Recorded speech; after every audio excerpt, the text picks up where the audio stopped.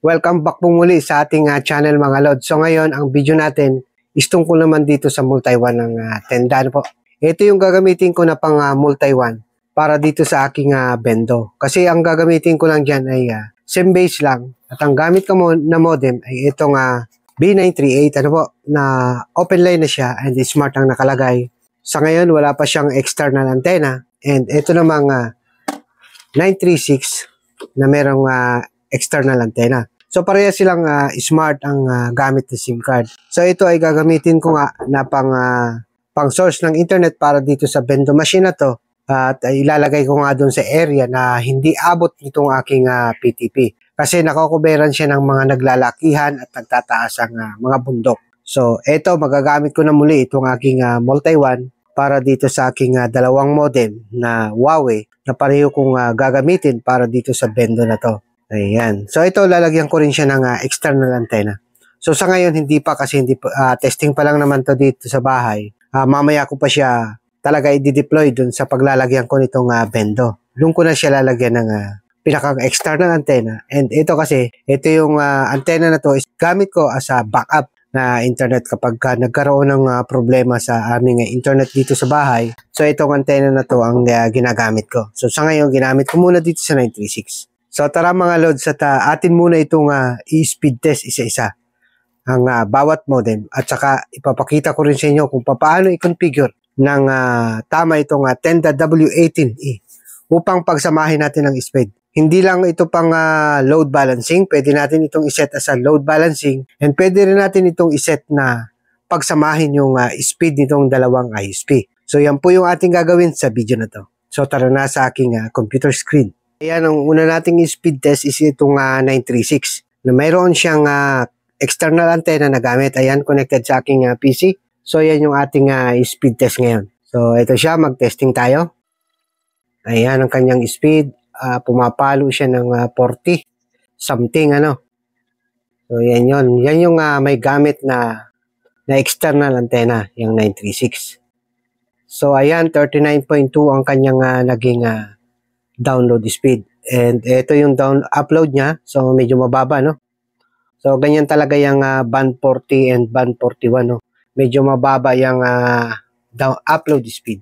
So, ngayon, dito naman tayo magti-testing sa isang B938 na walang external antenna. Ayan. Tatakiran ko muna. Ayan, nakatakid na dito sa aking B938 na open line din. Itong LAN cable papunta sa aking PC. So, ito ay walang external antenna. So, ayan yung kanyang LAN cable. Nakatakid po yan dun sa likod. So, ito yung speed test natin. So, i-refresh ko lang muna siya. And then, i-press ko yung enter. I-click ko yung go pala. Mali. So, ayan, connecting, finding optimal, pa siya.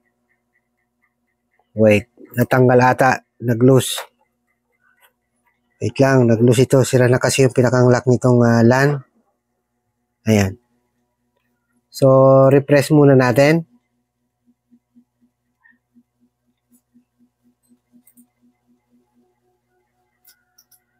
Reload natin.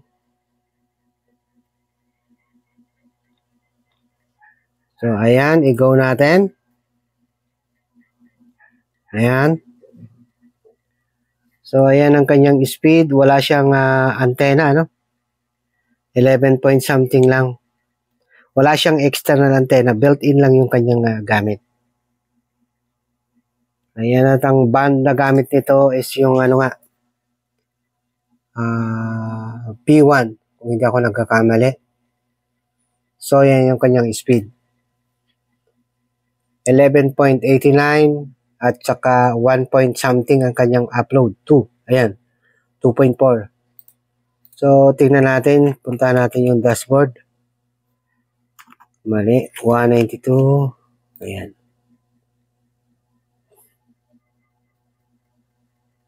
So, ayan yung pinaka-dashboard niya. So, login natin. Ayan. At kung mapapansin nyo, 2 bar lang yung kanyang signal. And tingnan natin kung anong band siya nakakonect. B3. Ayan. Nasa B3 siya. So, naging speed niya is 11.89. And ito na nga itong Tenda W18E. Ang gagamitin natin dito na 1 is dalawa lang, pero kaya niya hanggang 3. So, ang gagamitin nga natin is itong dalawang modem ng Huawei para dito sa bendo na to na ilalagay ko dun sa isang area. Yeah. Let's go. They can see that I'm the legend. Got the gold in my possession. No doubt in my mind, no question. I hold the keys to my successes. Greatness lives inside of me. Cut me open, bleed royalty. I've never known defeat. Ayan, sa bendo nga pala itong isang LAN cable na to. So, i-connect natin ito sa PC para doon natin siya titingnan, ano? Kung ano yung pag-setup at kung paano yung naging resulta kapag naitakid natin dito sa Tenda W18E. So, ayan. Ayan, pare-parehas ng blinking yung dalawang 1 at saka itong pinakang port para papunta dun sa PC. So tara at puntahan na natin itong computer screen. Ayan, login na tayo dito sa Tenda, sa pinakang dashboard nitong Tenda W18E. So ayan, ito yung kanyang number 1, number 2. So ayan yung kanyang 1 ano po. So dito lang ang pinakang setting yan dito sa internet. So pipili lang kayo kung ilang 1 ang gagamitin nyo. So ito dito sa akin is dalawa lang kasi dalawang ISP lang. And then isi-save natin yan. And then isi-set din natin kung ano yung type ng connection. So ang type ng connection ito is itong dynamic IP. So ayan, pareho na silang connected.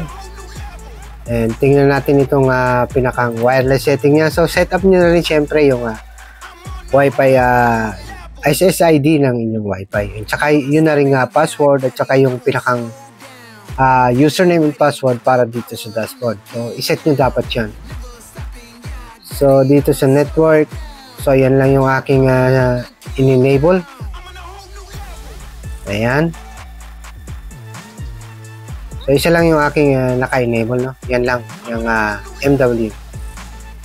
And puntahan natin itong bandwidth control. So ang pinakamataas niya is 300 lang. So yan na lang yung sinet ko at saka yung control mode is naka-manual. And dito tayo sa more. So yan dito sa multi-one.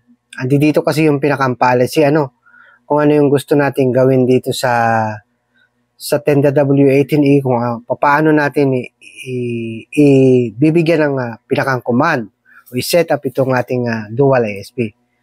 So by default, yan ay naka-smart load balancing.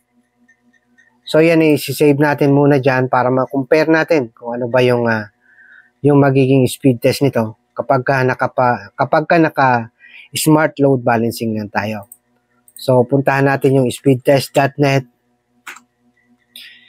Speedtest.net. Ayan. So ayan, nakamultay tayo, multay ang ating connection. So pindutin lang natin yung go and check natin kung ilan yung naging speed. Ayan, connecting pa siya. So yan, sa ngayon dalawa na yung ating ISP na gamit. Pero ang kanyang speed is 14 point something lang. Hindi tumaas yung ating pinakang download speed. So, tingnan din natin ang ating upload. Kung ilan. Ayan, mababa pa rin. 4 point something lang. So, ayan. So, yan yung resulta kapag tayo naka-smart balancing lang. So, hindi nakukombine yung speed nitong dalawang ISP. So, balikan natin itong setting nitong Tenda na to. Kasi pagka naka-smart load balancing tayo, so meaning ang gagamitin lang yan, kung ano yung pinaka-stable na connection, yun ang gagamitin niya na ISP. So ganun din yung halimbawa, na-overloaded na yung isang ISP mo, so dun pa lang siya lilipat para dun sa pangalawang ISP. So para lang maiwasan yung pagka-DC ng mga user. So dito kasi ang naging ang purpose ko dito is pagsamahin ang lakas nitong dalawang ISP na ito, itong B938 at saka 936. So, ang gagawin ko lang dyan, i-custom ko itong multi-one policy. Ayan. At saka dito, sa one link detection, so, i-disable ko na rin yan. Ito kasi yung magdi-detect kung alin yung mas okay na ISP. So, dito, disabled ko na rin yan. So, pareho silang naka-disabled, ano? Itong custom and itong one link.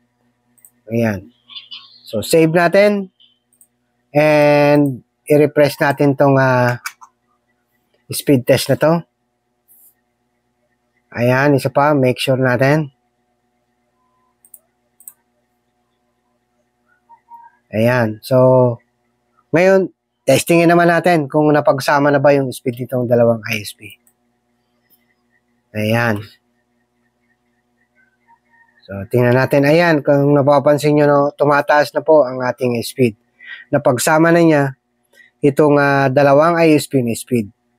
So, ang isa po dyan is walang pang external antenna at 2 bar lang. Talagang napakahina ng signal. Yung isa lang yung may tawag dito, yung may external antenna. So, yung kanyang upload speed, ayan, tingnan natin kung may increase ba. Kasi ang gamit ko lang dyan is band 41 and band 3. So, ayan. Yan yung kanyang naging upload, no? Upload at saka download. So, naging 60 plus yan na pagsama. So, ulitin natin. Tingnan natin kung ganun pa rin ba o mas tataas pa. So, may chance na tumaas at bumaba kasi yung isa nating modem is walang tawag dito. Walang external antenna. So, finding pa siya ng optimal ng pagtitestingan niya, no? Ayan. 20, 30 plus na. Ayan. So, maganda na to para sa isang bendo machine na SIM base. Ayan. Kung ayaw yung gumastos sa Starlink kasi medyo mabigat ang capital sa Starlink. And mabigat din ang monthly para sa unli na internet. So, dito na lang tayo SIM base kung meron lang din kayong masasagap na signal sa area. So, ito, maglalaro pa ako nito sa mga band na paggagamitan natin. So, subukan nga natin uli ng isa pa. Medyo bumaba tayo, no? 57 lang. Kanina, 60 plus. Kasi yun nga, katulad ng sabi ko, pwede siyang tumaas at bumaba. Kasi yung isa nating modem is hindi pa stable talaga yung pinakang speed niya. Gawa ng ito ay wala pang external antenna. So, yung isa lang yung meron. Ayan. 55, 56. Ayan. So, ang pag-hunt ko nga pala ng signal na ginagamit is yung Huawei application para sa ating Android phone. Yun ang aking ginagamit. So, ayan. So, maganda na to para sa isang bendo machine, ano? Yung ganyang speed. So, mamaya, ayusin ko talaga yan pagka dineploy ko na doon sa paglalagyan ko nitong bendo. So, ayan, naka-install na yung aming dalawang MIMO antenna. So, yan lang yung aming antenna na gagamitin namin sa B938 at saka 936. So, mag-speed tayo doon lang muna sa isa. Hindi pa natin nakakabit sa multi-one. Yan, dito lang muna tayo sa 938, ano? Ang antenna niya nakatakid na. So, mag-speed test tayo.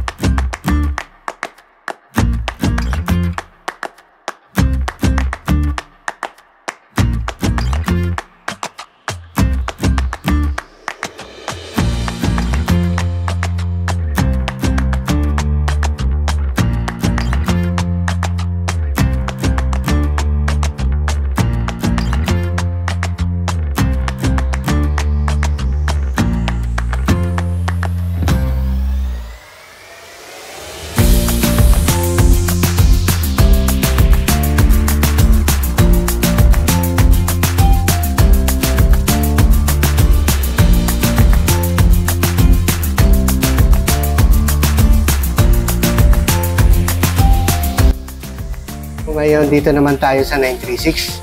And ito, meron na rin siyang antena. Memo antena rin ang gamit niyan. So, lilipat tayo sa wifi niyan.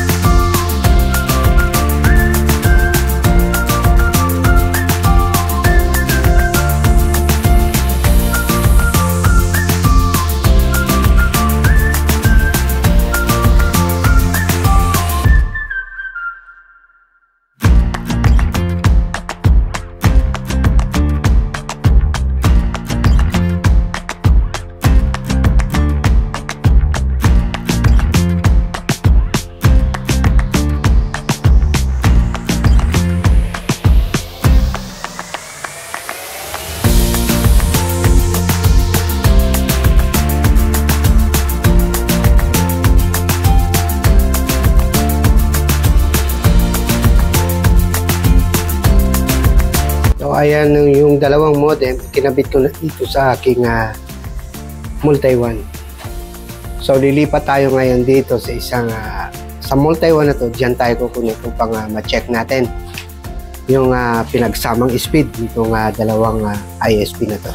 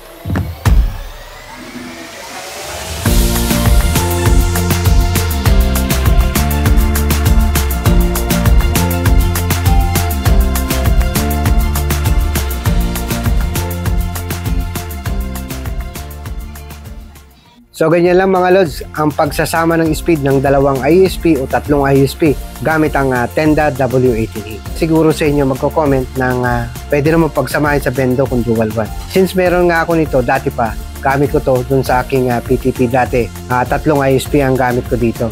And meron na kaming fiber, kaya dito sa amin, hindi ko na nagamit to. Gagamitin ko muli itong Tenda W18E ko na to dito sa multi-one, dito sa Bendo na to, para hindi naman siya nakatabi lang. So gagamitin ko yan dito sa aking Wi-Fi na Bendo machine. So kaya lang mga lods, pagsamahin ng speed ng ating ISP. So malaki ang pagkakaiba ng load balancing dito sa pagsasamahin natin yung speed. Kasi yung pag sa load balancing, wala lang Kung pipili lang yung pipili lang ng pinaka-stable na ISP dun sa ikinabit mo. At yun ang kanyang gagamitin. So, pagdating dun sa speed, kung ano lang talaga yung speed ng ISP na yun lang yung talaga yung mabibigay niya. And pag overloaded na yung ISP na yun, saka pa lang siya lilipat sa isa pang ISP mo. Which is maganda rin naman. Pero kung gusto mo, yung ganito nga na pagsamahan yung speed, so ganun lang yung setting. Para sa akin kasi gusto kong pagsamahan yung speed para maganda yung downloading ng mga gagamit dito sa bendo na to. Ayan mga loads, ganyan lang kadali ang paggamit itong Tenda W18E upang magamit natin sa ating multi-one. So ang Tenda W18E nga, isang tatlong ISP ang kaya niyang magamit. Ano po?